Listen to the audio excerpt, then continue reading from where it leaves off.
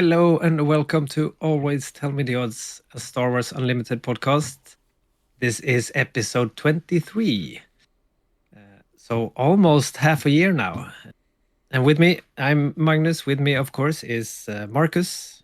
Hello, Marcus. Hello, hello. So 23 episodes. It's 23 episodes, almost half a year. Already. It doesn't feel like we've done that many. It feels like we just started.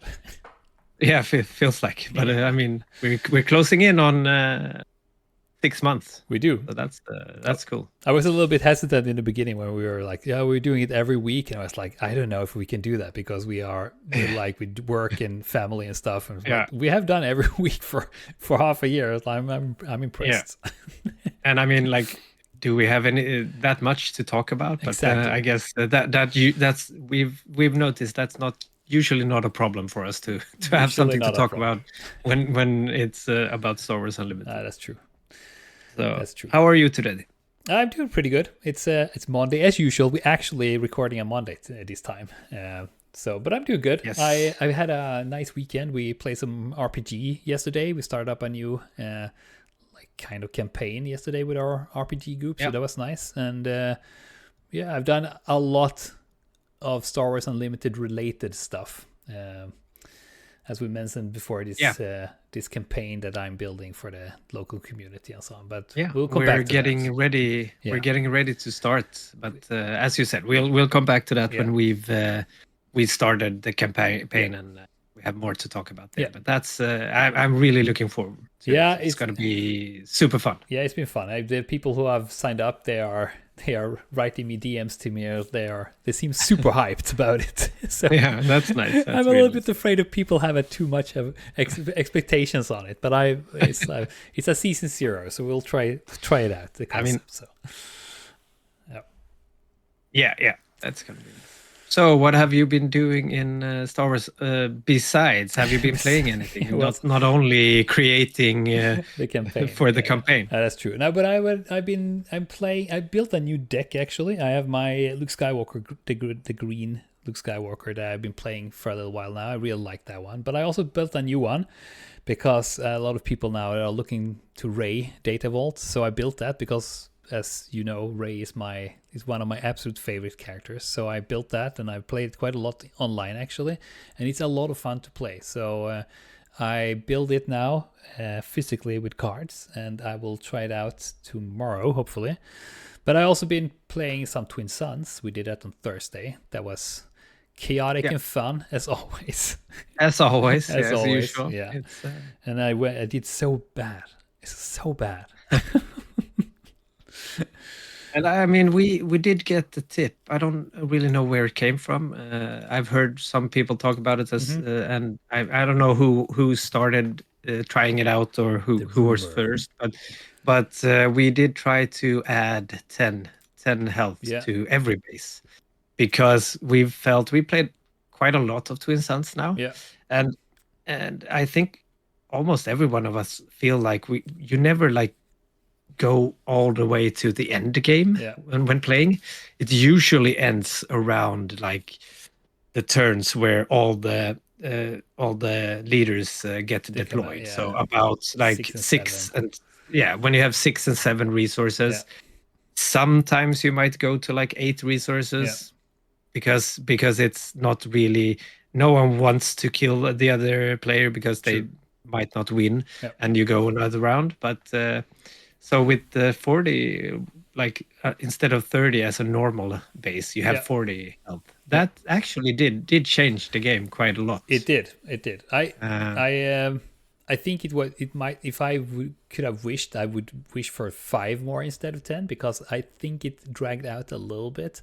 But too much. Yeah. So because we tried 5 a couple of months ago. When we were 5 players. Exactly. And I think that worked very well. So maybe 10 when we were 5 players, but only 5 when you're 4 players. Yeah, we should actually try try 5 health next time to see. But I think there is something there that might go above the normal 30 when playing Yeah. Twin Suns. I think that's something for the developers to think about. to kind of think about. And hopefully, I mean, we had some suggestions. I've seen some suggestions that if you want to like print, if FFG would like in the future print bases that's special for Twin Suns, it could be like a normal base, and it can have the text. If you have 2 leaders, exactly, you get 5 more health or 10 more health. So you can still play it in normal play and it in drafts and sealed and everything. But if you play Twin Suns, it's a bigger base. Since you have 2 so leaders, I think that's a very neat way to solve it, actually. Yeah, I think so as well. So, but what have you done? What have you been doing? Yeah, so as recovering from Lille. Tried out, recovering from Lille. I guess no, I'm. Also, we met up and played Twin Suns. Didn't get. I did get to play one Premier game as well on Thursday when we played Twin Suns. And I did too, because I did build I'm super curious on Admiral Trench as a leader.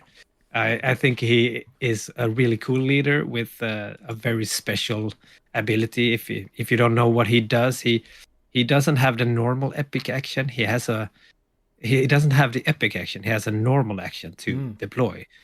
So you pay 3 and deploy him.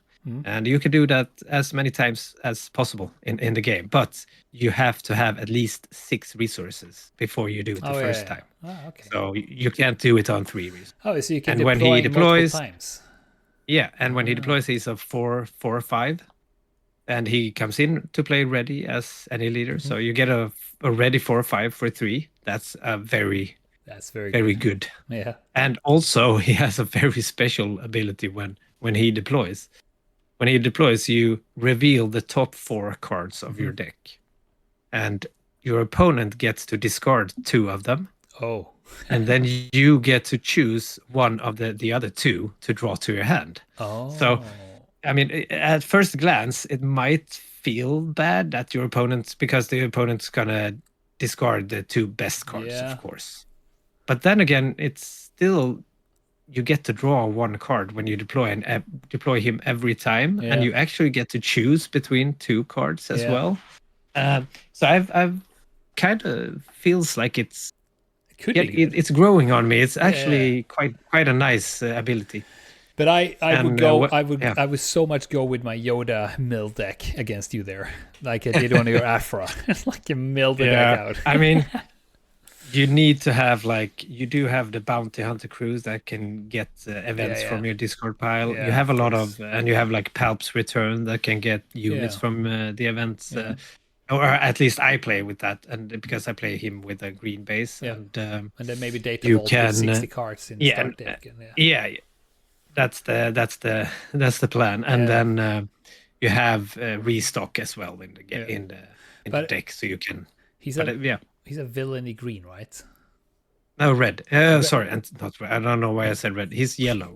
Villainy yellow, and I play him with green. All right. And I played him with Data Vault, so 60 cards. All right. So black, yellow, green. All right. Probably not the best leader in the game, but I can fun. Recommend because it's super fun. Yeah. So as we usually say, we're playing it because it's fun, not always the best. Yeah. I mean, I wouldn't go for Luke and Ray if I would want the best decks, because they are not the best decks, but they're a lot of fun to play. Yeah. And I'm actually going to play him in our campaign as well. So that's super fun. Yeah. I like the different the very special leaders are kind of fun to play. Yeah, true. I am super I just want everybody to know about what leaders everybody have chosen and what decks they're building. I guess, I'm so eager to just everyone's gonna know tomorrow, I guess. Right? I'm we'll see about that, but I'm super. I just want to get it going and start sharing all this stuff, because there's so much. It's been amazing to look into your team discords when you have been talking and discussing. It's been a lot of fun for me, so now I just wanted to get it going so I can start revealing stuff. I I don't really trust my deck to be any good. It doesn't Oh, well, it feels really bad. But I guess everyone's deck kind of feels bad because Yeah. you didn't listen to last week, but I think we said that you can't have any legendaries in the deck, Yeah. and you can only have one rare as well. Yeah. Or three of so, Yeah, so but one card with that is 3 rare. copies So of it. Yeah. yeah, so that it's really tough to play to build a super good deck. Yeah.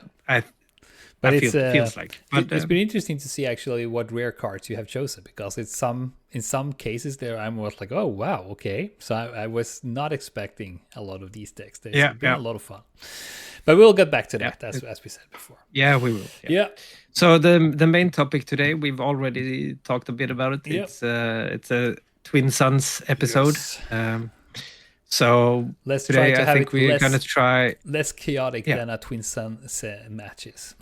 Yeah, so I guess we're gonna focus mainly on a bit about how we build the decks for Twin Suns. We played quite a bit of Twin Suns now, and I've built a few decks at least. So feels like we're getting into how to do it. Yeah, more or less. Maybe a little bit what we feel is good and what is bad. Yeah. And such. Yeah. So like how do you build your first Twin Suns deck? That's basically what we're talking. Let's start with just like going through what do you how does a Twin Suns deck look? Exactly. Like? So what do you have in a Twin Suns deck? Yeah.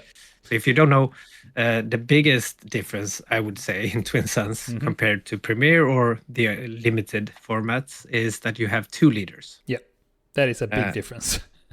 Big difference. Yeah. You still have to go either villainy or heroism. Yeah. So you can't mix. I mean, you can do whatever you want. It's a casual format, and I guess we have to try that sometime as well, because that feels or seems to be a fun way to do it as well. To have like one villainy and one hero leader in your deck. But if you go by the rules, you have to go with the same. The official rules are the same. There. Yeah. So this opens up a bit because you have one base to pair with your 2 leaders. So you usually get one more color than you usually have in colors. a normal deck.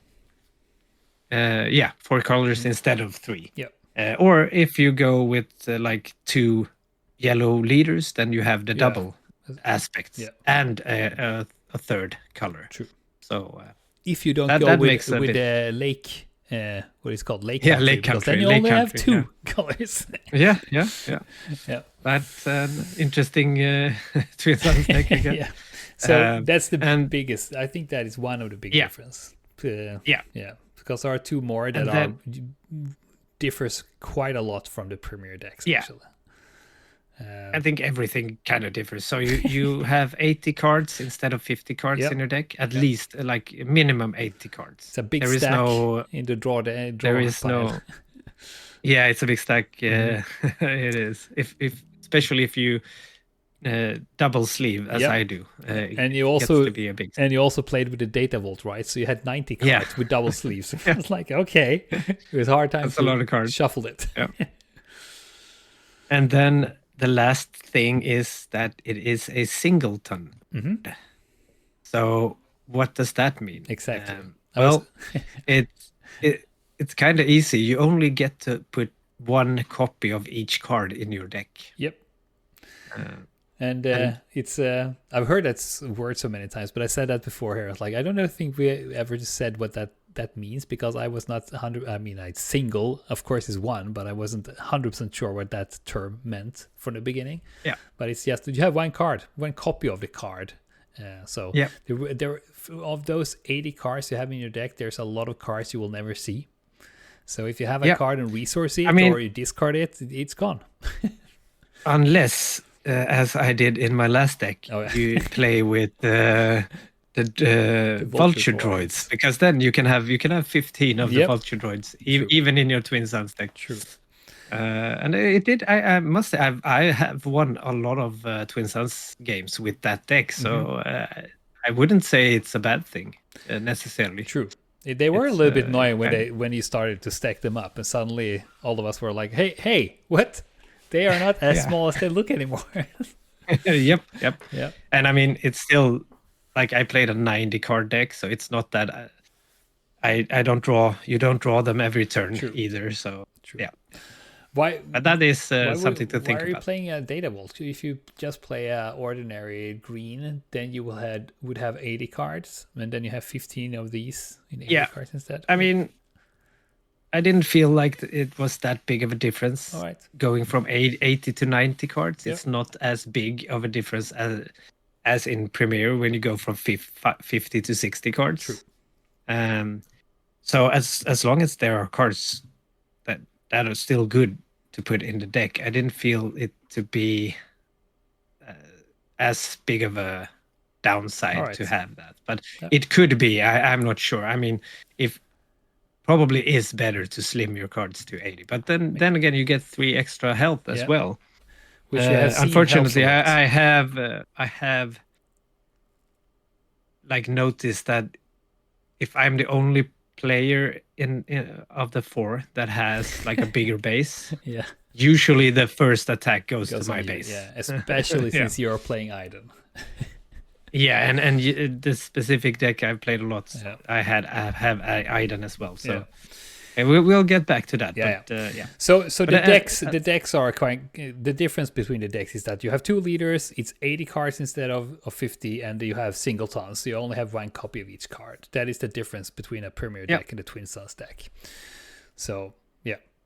So how do you? What is your strategy when you start building? Your Twin Suns. I mean, deck? I think the fun thing about Twin Suns is that if we go back to talk about Iden in Twin Suns, she is a really good leader in Twin Suns because every time or not every time, but she has the action that if an opponent's unit got defeated, she can exhaust and heal 1 from your base. Yeah. And when she is deployed, every time a not friendly unit is defeated, you heal 1 from your base. And there's so you can heal them. If you can find a way to get her to stick on the table when you deploy her, you can heal a lot. I mean, very much. So for sure. But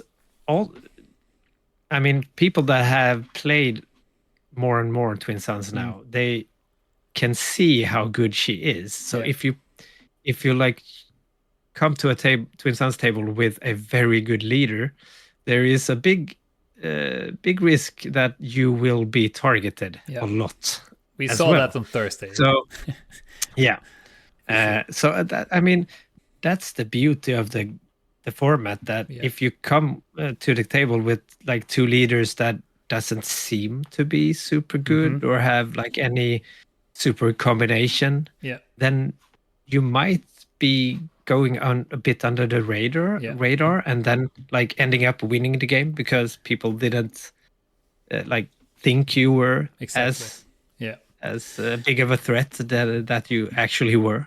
we had that a couple of weeks ago when one of the players came with, I don't remember which leader it is, but you can draw a card every time something happens. I forgot which leader it is. But when he came with that, we were like, why are you playing that leader? He played Cassian. Cassian Andor, that's true. So I was like, why? Everybody was like, why are you playing that? It's not a good leader. And then he ended up winning every game. So the last game we had to like, now we need to get him. So he had 3 people against him. And still he coped very well.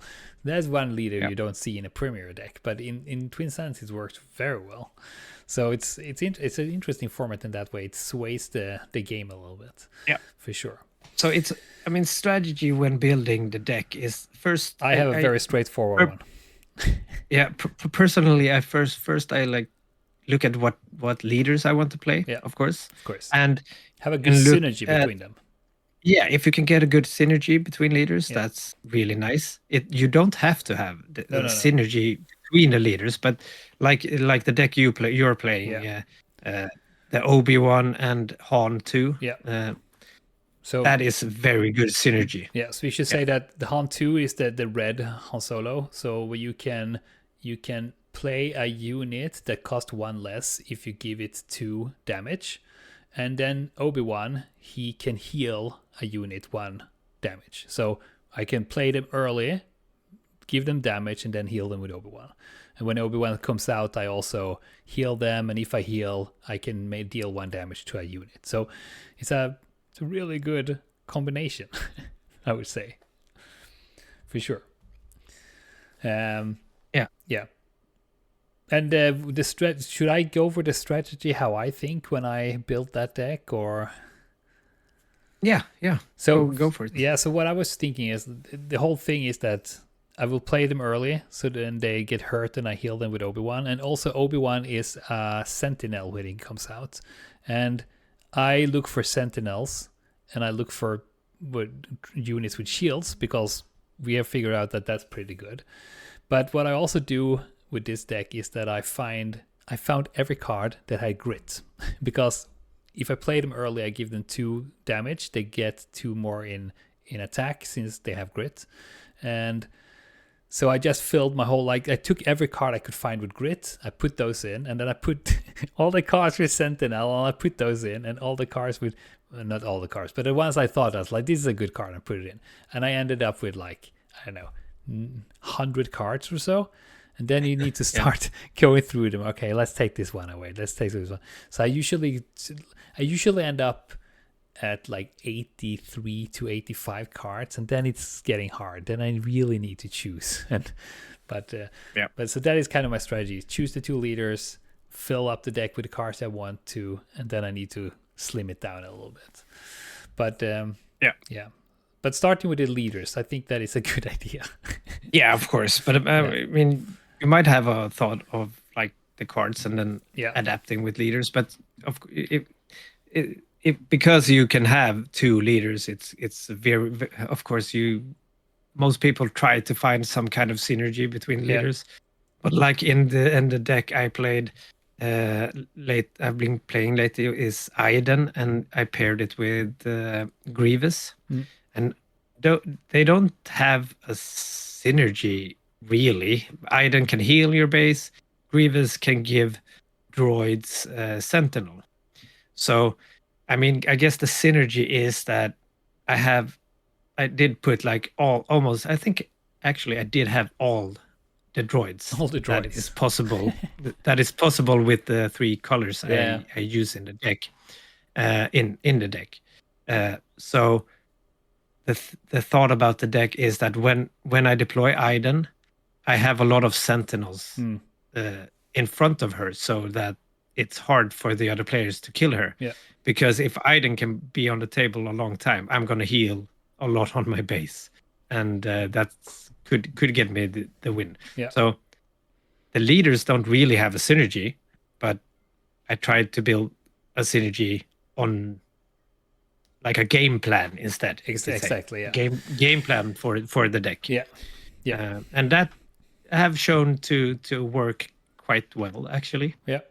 You're doing well with that deck for sure. Yeah. And you can also see the strength with the Sentinels there. Sentinels feels like that's really good in Twin Suns, because you don't really want to kill or attack, especially you don't want to attack units if you can't kill them. In Twin Sun, feels bad to attack a unit and you don't kill it. You didn't really do anything with your own unit. It's also very obvious if there is one player that doesn't have Sentinels but the other has, he will get or she will get the attack, because there's I can't attack anywhere, I need to attack you. It's but I am not doing well. Well, you don't have a Sentinel, so I just attack you. And so other than that, I do actually do precisely like you do. I use SwooDB as my deck builder, and I just go through the list and add every card I feel is good for the specific leaders and deck I'm playing, and then I usually there is above 100 cards in the deck when I'm done with that, and then I just go back into the deck and remove cards instead that I don't need. And so something I do similar. approach. Something I try to think a lot about when building the deck is to have a lot of 1 and 2 cost units. Because you have 80 cards, you really want a lot of them to be able to have a first turn play at least. It's very hard to get those cards in an 80 card deck for sure. Yeah, and I mean it's not just for the first turn play. I've felt like when I've been playing a lot of Twin Suns, it's usually better to like play 2 units in a turn than playing 1 big unit. Especially in the mid game around 5 resources. It can usually be better to play like a 2 cost and a 3 cost because instead of playing a 5 cost. Yeah, because if the big unit comes out, you will be targeted, and there will be 3 people targeting you. And that's my feeling, at least. If I play 2 smaller units, people are like, okay. But if I play 1 big, they're like, oh my god, it's a big one. And then just 3 of them then cahoot together. And it's like, if I use mine and you use yours, and then we'll take this one out, and you have no resources left. So I agree on that one. Yeah. And also what we said before, it's if you play with a 30 HP basis, it's very seldom you come up to over 8 resources anyway, so you don't really need those like 12 resources huge cards. It's very seldom you see those cards. At least in our games, for sure. So I don't have a rule about it, but I usually try to put in like 80, at least like 16 to 20 1 and 2 cost cards. Ooh, I don't know in my deck. I don't know what I go with. So no, the math is like if you have 16 1 or 2 costs in an 80 card deck, then you have 93.78% chance to have at least 1 in your starting hand, including the mulligan. There we have the odds. So that is like, so that's a good odds. Good. And but then again, I do want to play more cheaper units, so I usually put in around 20 1 and 2 costs. I think for me I've felt like that's a good spot to be. I actually don't know how many I have. I should check that actually. Yeah, you should. But I have a feeling that I have a lot of them, but I'm not sure. No, but it's a good thing to count and maybe get a calculator and try the math or to see. But actually, I don't think I have too many 1s and 2s actually, because since I play Haunt 2, where I can play them for 1 less, I have a lot of 3, I think. You can play the 3 costs as well, so you can count those as 2 costs. Exactly. So that's a bit different in that deck. Another thing I really, as you said, like Sentinels feels like a very good stat to have on cards in this. I have started to really appreciate, because Sentinels are so good, the counter to Sentinel. The Saboteurs. Saboteur is also feels really good actually. We had one new guy coming in with that. Everybody was like, "Oh, you should have a Sentinels," and then he came in with a lot of Saboteurs, and everyone was like, "Hey, dude, that's not okay." He just didn't care that we had Sentinels. I think that's something to look after as well. Like at least have a few in your deck. Of course, you shouldn't pick like bad cards just because they have Sentinel or Saboteur. They need to work with should of course have good cards, because otherwise you probably won't be playing them anyways. True. But I agree on that. The Sentinels or at least they have been very important for me and for us. But I also think shields are also something that is a little bit annoying, because you don't really want to throw one of your units into the shield, because you kind of sacrifice one of your units, and then the other 2 just sit there, and it's like, yeah, that's good, thank you. So and also upgrades feels like can be very good. I was sitting and waiting a little bit to go into that, because I really appreciate updates. They are upgrades. Upgrades. They are very good. I put in like Jedi Lightsaber and General's Blade and Electro Staff and cards like that, because it's kind of easy to get them on there. What I feel when I play Premier, it's a little bit risky to put them on because you get Rivals Fall or whatever. But since you are three more people, your units are not 100% targeted all the time, so you can get them there. And and you could also see that now when I deployed my Obi-Wan, he comes out as a Sentinel, and then I put Jedi lightsaber on him, and you couldn't take him away, any of you, because all of you were like, how should we deal with that? Because he's a whatever 710 or whatever it is. So it's super hard. So so they're really I good. think the upgrades are really good. Yeah. Just because you have 2 leaders, and putting an upgrade on a leader in Twin Suns it's really feels great. Yeah. And because like the removal events that you usually play in Constructed, like as you said, Rivals Fall. Yeah.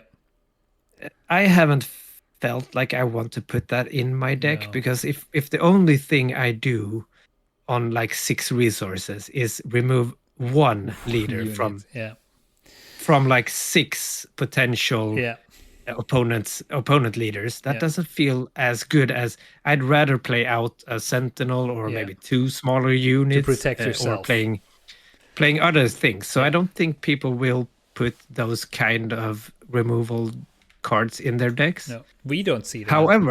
However, I do think that something we have been missing is upgrade hate, because I think we should have more like things to take away upgrades because of how strong they are on the leaders. Like Confiscate and Fang Fighters and Fang Fighters. Like that's something I'm gonna look into more when building my decks. In the future, actually. And I also think like Waylay, that you take them away to upgrades again. Take away. I don't think I've seen anyone playing any of the removal cards like Takedown or Vanquish or Rivals Falls. I think the first time we played Twin Suns, we saw some of them, but then it felt bad to play it because you didn't do anything else on your turn. If you use 5 or 6 resources, if you use 5 or 6 resources, as you said, you can't do anything else, and then the other players are doing a lot, and it is very, if you lose tempo and have very few units while the others have a lot, they will target you because they are just fending for themselves, for sure. So so there are a few events that can be very good. Of course, there is like the Merciless Contest. It's super good in Twin Suns, because what that card is, that every player has to choose one of their own units, non-leader units, and destroy that unit. So if you're the player, of course you have to do it yourself, but even if you don't, so it's best to play when you don't have any units out, of course, because every other player have to remove a unit. But also you that have a lot of droids and stuff, so that's good for sure. So that's something I've been doing a lot lately, is like reading more into the cards to see, because there are quite a lot of cards that does actually name every opponent has to do the thing that you're doing. Like K2SO, for instance, is an extremely good card in Twin Suns, for sure, because you get to choose for every opponent if they discard a card or take 3 damage to base when he dies. So also that's something to do. What you love, when I played my Sabine Leia deck, when I ping with Sabine, everybody gets a ping. So it's also super annoying. I know all of you were like, oh my god, you stop playing Sabine, because you were so annoyed that I'm just pinging all the time. But it's also this one, I don't know what the card is called, but you choose 2 units in one of the areas, like either the ground or the space. You choose 2 units and they do damage to each other. There is also one card that is like, it's not super good in Premier, but it's really good in Twin Suns, because then you can just take 2 big ones and they shoot at each other. So even if they don't kill each other, they will get super hurt. So there are some cards that are really, really good in Twin Suns that maybe not see that much gameplay in Premiere. Yeah, and that's really fun that Yeah. you can like play with cards you usually don't play with otherwise. Yeah. I had Jar Jar Binks in my first deck. Yeah. He gives a random two damage to a random unit or base every time he attacks. Yeah, super fun. And I mean, he is better in Twin Suns because you're less likely to be targeted. Yeah, because there are more options. True. I'm actually if we're playing Twin Suns on Thursday, I am building a deck right now that is because I'm really trying out the Admiral Trench. Mm-hmm. So I we were joking on Thursday that I should try out Admiral Trench with Afra in Twin Suns. So I'm building a deck with those two. So that's going to be interesting to see if that works out. Yeah. I've been thinking about Poe Dameron and Luke Skywalker together, just like smashing all the fighters I can find, all the the space, the pilot. The pilot leaders feels like they can be quite strong. Yeah, for sure. In this format, the Twin Suns format. We'll see. And also another thing that I feel is really strong in Twin Suns is if you can get a lot of card draw. Yeah, we did have Emil played on Thursday. He did play the Flippatine. The Palpatine, the Chancellor Palpatine, who flips between heroic and villainy. So not only do you get to have an extra aspect in your deck, so you can have both like villain cards and heroism cards, but he also when he flips, I don't know which side to which, but he gets to draw a card. And he is good in Twin Suns as well, because when he flips the other way, he does 2 damage to each opponent. So every other base gets 2 damage. He feels like a super good character in Twin Suns, even though he doesn't deploy to the ground or space, because you have another hero or leader. I actually think that sometimes when I play my Han Solo Obi-Wan deck, that sometimes I don't want to flip Han. I don't feel the need to do that because I have units enough out there, and it's just another target and another action to do and so on. But I there were some occasion where Emil, he had like, I don't know, 10 cards in his hand, and when all of us were done, he was like, "Oh, I have 7 more actions to do." I was like, "Dude, why?" So it's I think Chancellor Palpatine can be really, really good in Twin Suns for sure. So probably looks very fun to play in Twin Suns. As well. I would like to try. But that's kind of why I want to try Admiral Trench, because he can also draw your cards. And especially if you try out the version where we put extra damage on your base, because then he probably can flip, like deploy a few times during the game. So then he draws you cards every time he flips. True. It's gonna be interesting to see if that works out. For sure. So that's about. I guess that's about it. A few tips and tricks on how we build our decks. And we would we would love to hear from you listeners what you are, what teams of leaders are you playing or trying out, or what strategies do you go in with when you build your Twin Suns decks? It would be awesome to hear different strategies there, and also different combinations of leaders and so on. For sure. All right. So, should we wrap it up a little bit? Make it a little bit shorter this time? I think it's time. We always say that when we start, like, okay, it's going to be a little bit shorter, and then we go for an hour, because our aim has always been to be at about 40 minutes. But since we are called Always Telling the Odds, as usual, we have an odds, you have to guess the odds, kind of, and I will ask you today. Okay. Yes. So I have a question for you today. So I want you to tell me the odds for this one. So it's a very simple question, maybe hard to answer, but what is the chance of being born?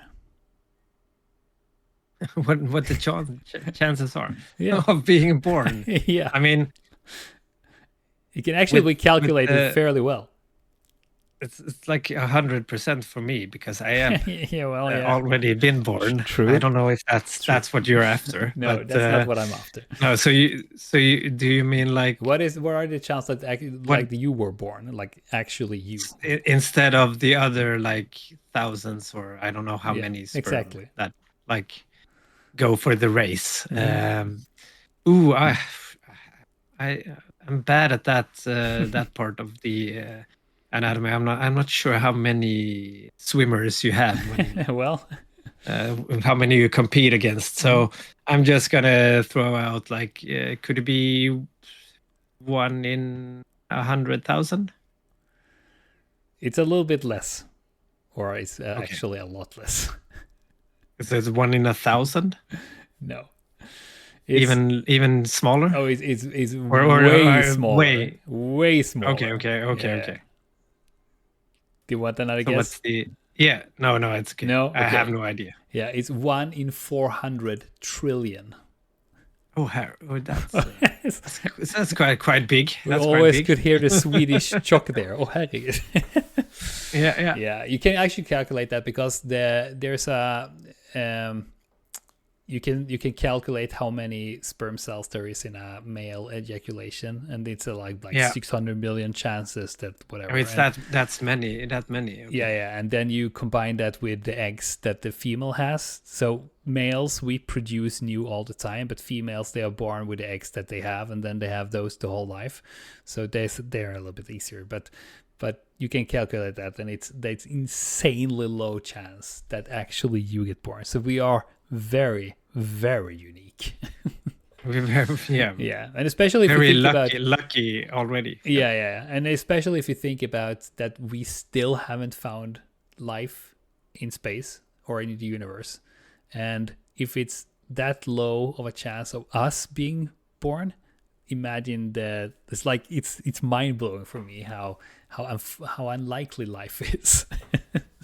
And actually how unlikely you and me and our listeners are as persons. Yeah, it's but crazy. then again, it's like I'm of course there is other life in the universe because the universe is so immensely big that it's you can't really imagine how big it is. No, there is life. It's too big for us. It's too big for us to imagine. So that's there's life. That's like kind of life amazing as well. For sure. Yeah.